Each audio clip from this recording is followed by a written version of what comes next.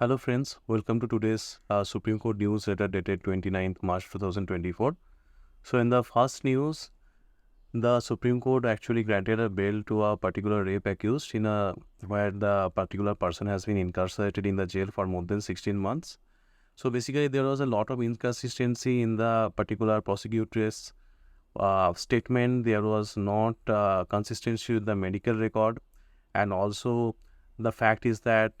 as per the statement of the particular prosecutrix, she stated that the particular person was with him for more than 3 to 4 hours after the incident had happened, but it was in a very populated locality. So regarding all those inconsistencies and giving the fact that he has been incarcerated for more than 16 months, the Supreme Court in this particular matter granted a bail and also said that any kind of bail conditions which might be required, it can be granted by the trial court, or let's say any kind of preconditions or conditions which might be required, that can be actually ordered by the trial court. तो दोस्तों जो next matter है ये काफ़ी important है. Supreme court again reiterated in the particular standard foreign arbitration. यहाँ पे कोई foreign arbitral awards actually provide किए गए हैं. Only in the exceptional circumstances the execution of that award shall be rejected, because in this particular case what happened, a particular company which was in contract with the HSBC bank, and they provided some $60 million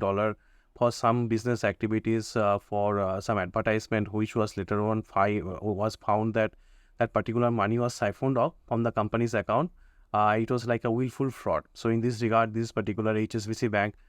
went for this particular Singapore International Arbitration Forum, and they got this arbitral award. And after that also, for enforcement of that particular arbitral award, the company was trying to hinder in a lot of way. So in this regard, finally the Supreme Court has says this particular arbitral award has to be executed, and only in the exceptional circumstances where the laws does not have any kind of consonance with the Indian law, in those particular circumstances only those particular arbitral awards will be not enforced. And apart from that, if all the procedural aspect of the Indian Arbitration Act is actually in consonance with those particular arbitration proceeding, then that particular, all those arbitral awards has to be executed. Now coming to the third news of this particular today is that Supreme Court says that when there is any kind of custodial death is happening, and especially when any kind of police officer is actually an accused person, in those particular cases, the more stricter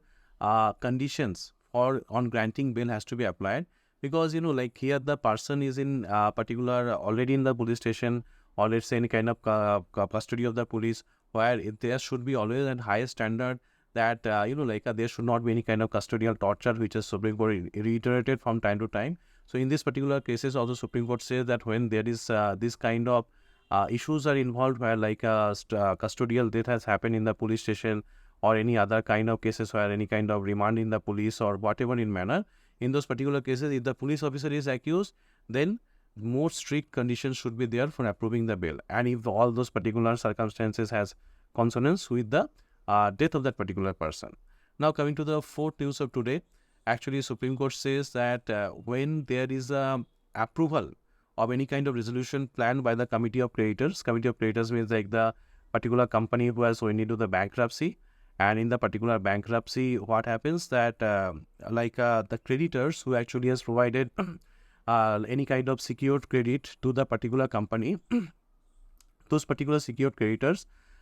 they have approved a plan by a resolution professional that, that plan has been approved, that the company should be reconstruction, and they should be getting back whatever the money they have actually lended to that particular borrower. So in this regard, the resolution applicant is a person who has actually applied in that particular process that, okay, we are going to buy that particular assets, and we are going to reconstruct or in whatever manner, and we are going to give back the money to the secured creditors. So the Supreme Court in this regards has said that any kind of resolution applicant who has already applied for a proposal which was approved by the Committee of Creditors, and in this particular proposal was actually proposed by any kind of resolution professional. So in this regard, when a resolution applicant has already applied in a bidding process or whatever the process it is might be, so in this regard, he cannot change or withdraw his proposal and after or alter it if the proposal has already been submitted. So he has to go through that particular procedure, and he cannot alter it, and he can only alter it in a particular circumstances when